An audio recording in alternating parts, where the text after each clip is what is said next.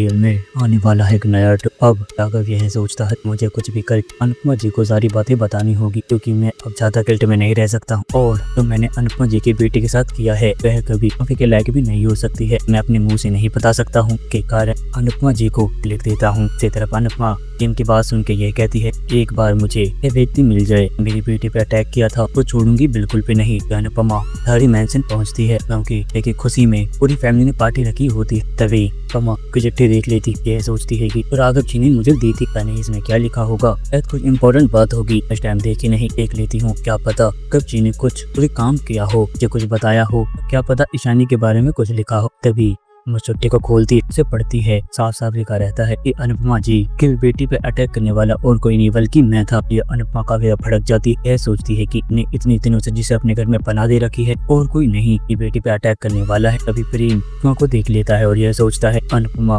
देखो क्या हुआ। प्रेम अनुपमा के पास आता है और यह कहता है आपको क्या हो, आप इतनी ज्यादा घबराई हुई क्यों हो। तभी अनुपमा कोई वेल्डर दिखाती है, यह कहती है उसे खुद ही पढ़ प्रेम पता चल जाएगा क्या हुआ। तभी प्रेम टेको पढ़ता है और यह कहता है मम्मी ये चिट्ठी किसकी। तभी ये कहती है ये चिट्ठी मुझे राघव ने दी थी, ये सब राघव ने ही लिखा है। भड़क जाता है, ये कहता है कि मम्मी अब हम राघव को छोड़ने वाले नहीं है। ये कहती है कि मेरे पे अटैक करने वाला कोई नहीं बल्कि राघव है, अब हम राघव को बताएंगे कि कितनी बड़ी गलती करी। तभी राघव के पास अपना राही और प्रेम आ जाते हैं। राघव को साथ देख काफी ज्यादा घबरा जाता है, यह सोचने लगता है कि मतलब कि अनुपमा जी ने प्रेम को भी सारी बातें बता दी है, राही भी इसीलिए आई है, तो भी सब कुछ पता चल चुका हो। अनुपमा ये कहती है कि तुम्हें बिल्कुल भी शर्म नहीं है राघव, मेरी बेटी पे अटैक करते हो, आखिरकार मेरी बेटी ने तुम्हारा क्या बिगाड़ा है। तभी ये कहती है आखिरकार मैंने तुम्हारा क्या किया है, तुम कुछ बता सकती हो राघव, मैंने तुम्हारा क्या बिगाड़ा था। अगर ये कहता है कि मैं उस घर में ही रहता था, तुम दोनों रहने के लिए गए थे, मुझे जिसने धोखा दिया था लगा वही उस घर में वापस आई है। अनुपमा ये कहती है कि तुम जेल से बाहर कैसे आए थे राघव, तुम तो जेल में थे ना। तिलक की राही ने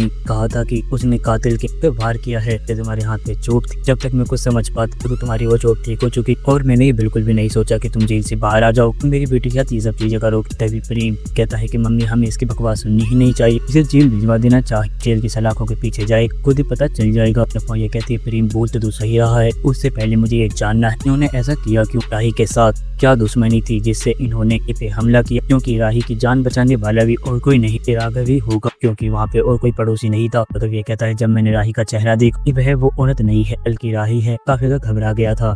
इसके दौरान ही एक सासू माँ का कॉल आया, मैंने उठा के उन्हें यह बोल दिया कि राही पे अटैक हुआ है, राही जख्मी है, उसके अलावा कुछ भी नहीं। अनुपमा ये कहती है आप खुद ही बताओ अपने ऐसा क्यों की, क्या मैं खुद उगलवाऊं। तभी प्रेम ये कहता है हमें इनकी बकवास सुननी ही नहीं चाहिए, इन्हें पहले ही बोला ये आदमी एक खतरा है, किसी को तकलीफ पहुंचाने के अलावा कुछ भी नहीं कर सकता है, अपनी बीवी को मार सकता है, कुछ भी कर सकता है। तभी राघव ये कहता है कि मैंने अपनी बीवी को नहीं झूठे केस में फंसाया गया है, तेरा केस रीओपन भी हो चुका है। और तुम एक बात बता दो, अगर राही से मुझे बदला ही लेना होता राही की जान क्यों बचाता। अनुपमा काफी चौंक जाती है, यह कहती है कि तुमने कुछ भी किया हो राघव, तुमने मेरी बेटी पे अटैक किया है, मेरी बेटी को कुछ हो जाता जीते जी मर जाती और मैं तुमको कभी माफ नहीं कर सकती हूँ राघव, इसलिए तुम अब हमेशा के लिए इस घर को छोड़ के जाओगे। मतलब ये कहता है कि मुझे माफ कर दीजिए अनुपमा जी, पर मैंने आपको बोला था तब तक मैं कुछ कर नहीं रहा था, मैं यहाँ से नहीं जा सकता हूँ। अनुपमा ये कहती है मुझे कोई सुनने का शौक नहीं है, तुम्हें जो करना है वो कर, कहाँ जाना है वहाँ जाओ, तुम्हें अब यहाँ नहीं रख सकती, जान के भी तुमने मेरी बेटी पर अटैक की, इसके लिए तुम्हें कभी माफी नहीं मिलेगी। यहाँ दोस्तों अब क्या होगा आने वाले एपिसोड, अब अपने कमेंट बॉक्स में राय हमें जरूर बताएं। आपको ये वीडियो पसंद आई हो तो आप इस वीडियो को लाइक करें, हमारे चैनल को सब्सक्राइब करना ना भूलें। आपसे अगली वीडियो में, जब तक के लिए राधे राधे, जय श्री राम।